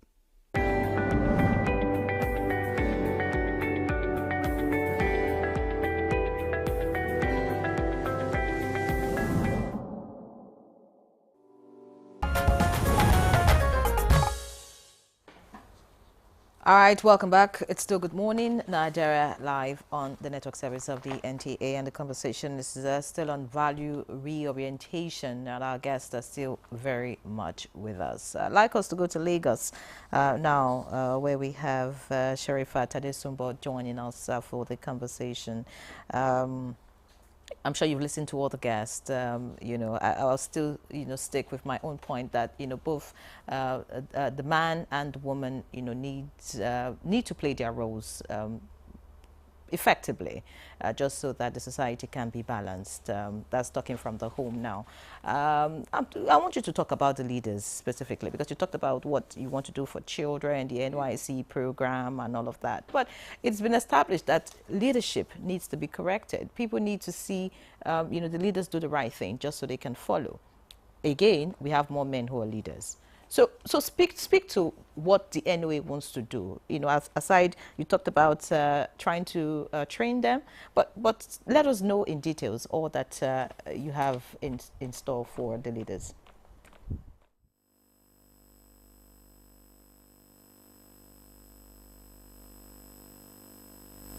Okay, what we have in store for leaders is orientation for government officials. All government officials will have to undergo the National Values Charter training. Speaking to the 7 for 7, the Nigerian Promise and the Citizens Code. The Nigerian Promise is what every citizen is expected from Nigeria as a country. And the Citizens Code is their responsibility to themselves, to other Nigerians, and also to their nation. Now, when we talk about the Nigerian Promise and Citizens Code, it does not eliminate leaders.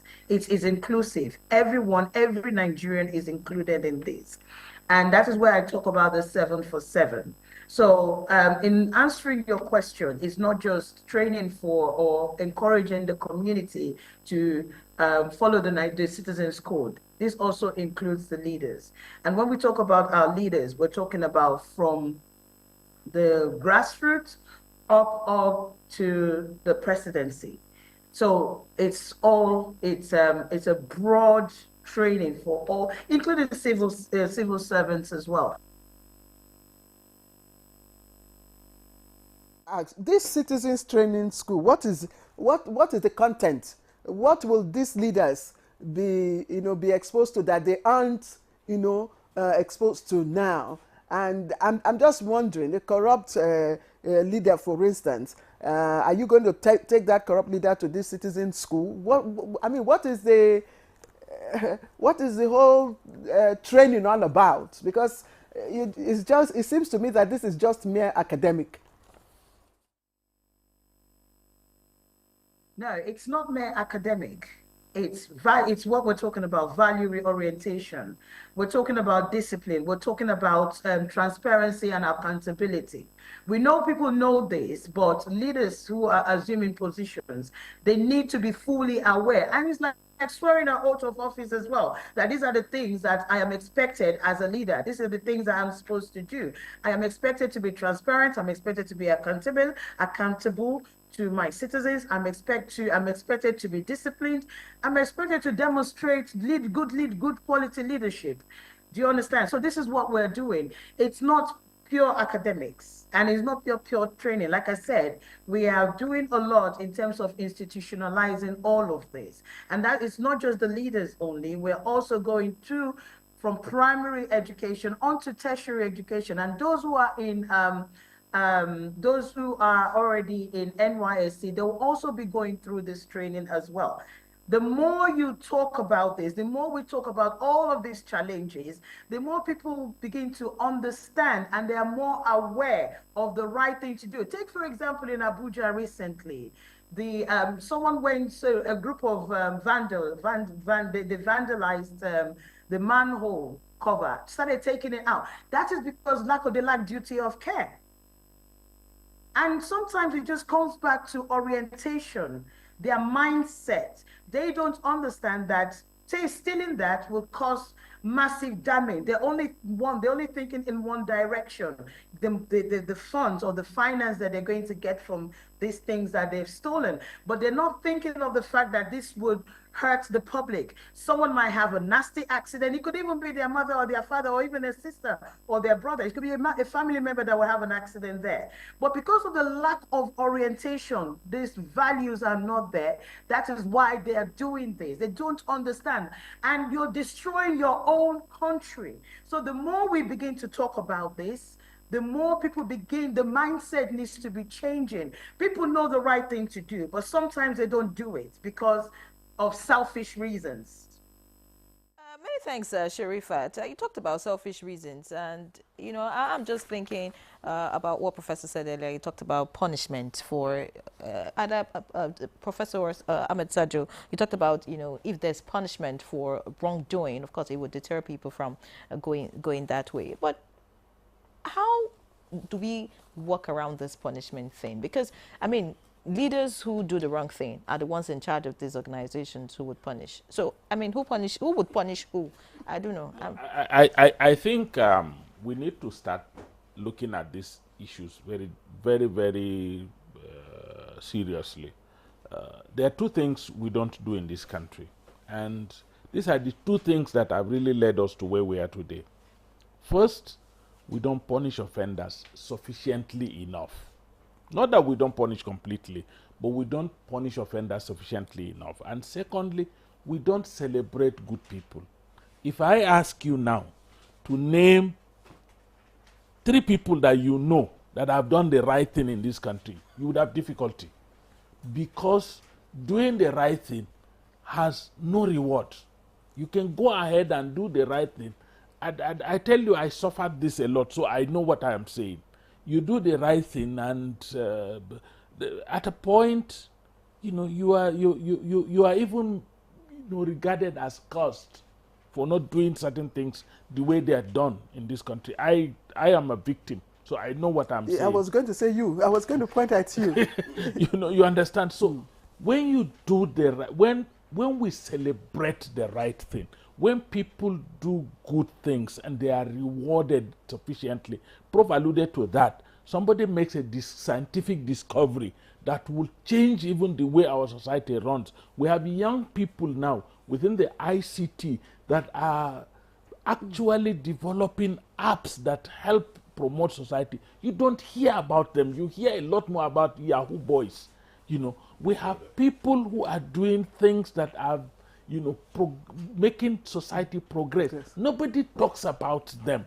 We're talking about people who do things wrong. For as long as we celebrate wrong and overlook right, people will begin to think that being wrong is the norm. That's number one. Number two, we're talking about, in a family setting, whether it is the role of a man or the role of a woman. I think we're begging the question. We have two hands. We use the two hands to clap. It's impossible for you to clap with one hand, no matter how skillful you are. So we need to define roles. We need to check each other. If I don't want to take haram in my house, and my wife is willing to take haram, my unwillingness will be blunted by the fact that I have somebody in the house who is willing to take haram. But if both of us agree that haram should not come into our house, our children too will not take haram.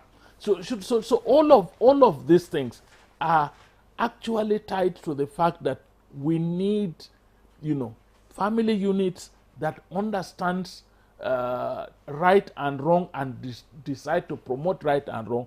But we also need a society that accepts right and wrong and tries to defend, what is right and oppose what is wrong.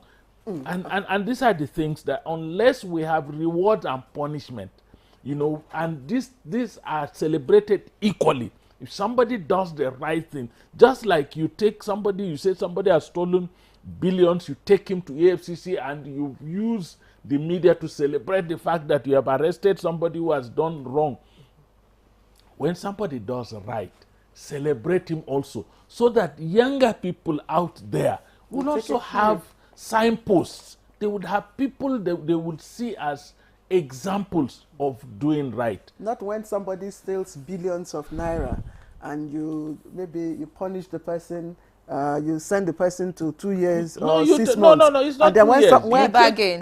Person gives back 200,000. And then when somebody steals chicken. The next thing, as he goes home, the next thing is that he picks a chieftaincy title, he gets an honorary doctorate degree, and then he is celebrated in a reception in his family, in his community, and the young people are there watching. So if for me to be celebrated in this community, I need to do this. Ahmed, thank you. And I think Yenre got me wrong when she mentioned. I didn't say a particular gender. You understand how the fault. I said women mostly have a vital role to play. They have a major role to play because not exclusive role to play, because the woman, they say, in our African culture, they say the woman is the owner of the house. If you train a woman, you are training a whole nation. So if you take it from that premise, she's the first you will school. Understand. Yeah, she's the first school for everybody. Yeah, she's the first school, whether the father or the father is there or not. I remember in my own case, my husband was not at home. He was away, at work in other states. I was at home, but he does come on and off, so it depends. So the woman has a very pivotal that is role. why mommy is the strongest but person. let's watch these videos, because we want to know how we can turn the hearts and minds of people who do this kind of thing and loot our treasury, loot our treasure, vandalize the government hard infrastructure, our taxpayers' money. If we have those two videos, we could just show it so that we speak to it. Yes, this is the manhole. We saw this. This had been trending. Yes, this has been trending in the federal capital, city Abuja. I don't know, Prof. What can we do to reorientate the mind of people who do this kind of thing? Nothing. Mm-hmm. You know why? Yes. You see, this conversation, that's why when we speak of values orientation, and our perspective is that of policy, exhortations, principles, we forget the political economy of the operating environment. When a man is thirsty, very thirsty, in a dry land, if you give him gold, he has no use for it. A cup of water, he can pay 10 million for it. Now, these people who are doing this are not available for any kind of values orientation, because you won't find them in the platforms where it takes place. They come out from their shanties. What they are seeing is a source of income, not part of a road. Their vision is so bad, so poor.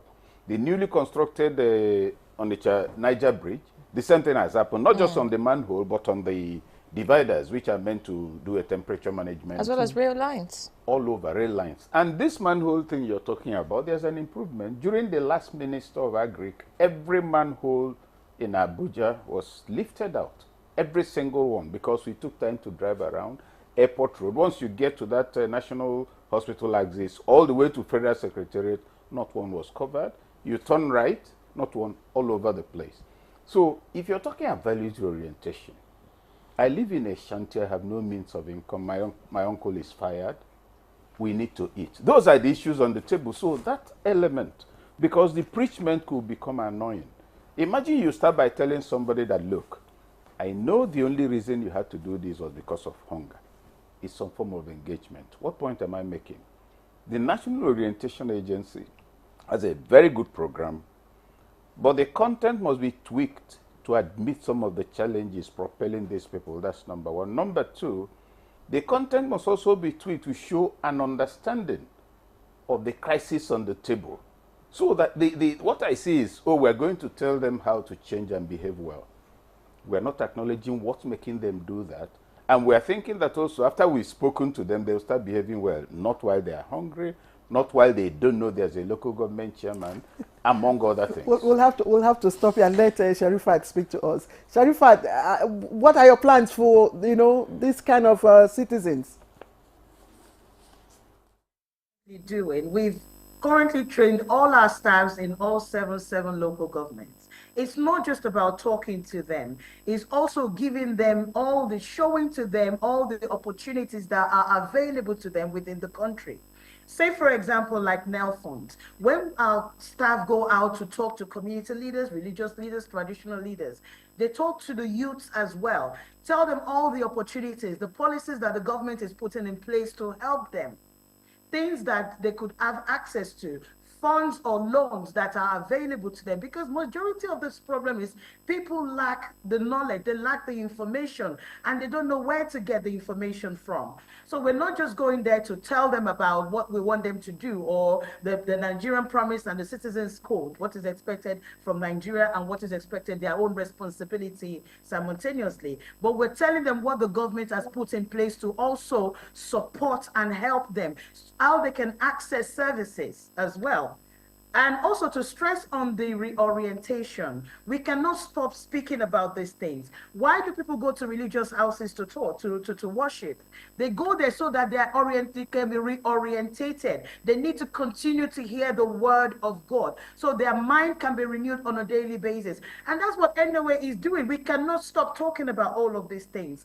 If we want people to stop this kind of vandalism, we need to continue to speak to the matter. We can't keep quiet and assume that people will do the right thing automatically. No, but we will continue to talk about this. We'll continue to reorientate our citizens, let them know the consequences, because some people just do this for as a selfish reason, like I said earlier. They're only thinking in one direction. They're not looking at the consequences. Yes, it is their right to do certain things, but it is their responsibility. They have to be responsible as well. Sharifat Adesumbo, but like Prof was trying to say, if a man is hungry, how much are you going to tell the person, that would change his or her mind, in the bid to get food, But as we round off the conversation, two things. Very simple. First and foremost, we have to expand opportunities. We're becoming too academic in the manner we discuss our opportunities available to people. Somebody that is already doing Babambola or beyond Babambola has no business with Nelfund. So we need to expand opportunities on how income can be gotten. And then secondly, we need to increase our citizens' oversight. Citizens themselves can help. I had a situation where, communities were being ravaged by Boko Haram.